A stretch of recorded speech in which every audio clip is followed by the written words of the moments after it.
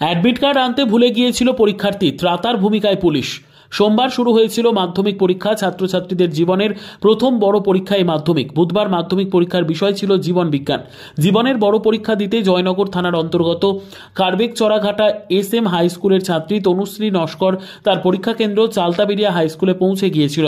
সেখানে পরীক্ষা কেন্দ্রে প্রবেশের সময় জানতে পারে অ্যাডমিট কার্ড আনতে ভুলে গিয়েছে। পরীক্ষা কেন্দ্রে ওই ছাত্রীকে ঢুকতে বাধা দেওয়া হয়। পরীক্ষা কেন্দ্রে প্রবেশ করতে না পেরে কান্নায় ভেঙে পড়ে ওই মাধ্যমিক পরীক্ষার্থী। এমন ঘটনায় ত্রাতার ভূমিকায় অবতীর্ণ হয়ে আসরে নামেন জয়নগর থানার ASI প্রবীর কুমার বিশ্বাস। ASI প্রবীর কুমার বিশ্বাসের নেতৃত্বে ভিলেজ পুলিশ দীপক মণ্ডল, দেবব্রত সরকার, সিভিক পুলিশ শামীম মোল্লা। পুলিশের উদ্যোগে ওই ছাত্রী পরীক্ষা দেওয়ার জন্য পরীক্ষা কেন্দ্রে হাই স্কুল থেকে এক পরীক্ষার্থী অ্যাডমিট ফেলে চলে এসছে। আপনার পুলিশের সহযোগিতা আপনারা আনতে গেছেন, কি বলবেন?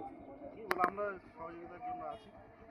আমাদের সঙ্গে রয়েছেন আমাদের অফিসার ডাক্তার আছে, থানা ইনচার্জ এবং ক্যাম্পে ইনচার্জ আছে বৈধবাবু ASI।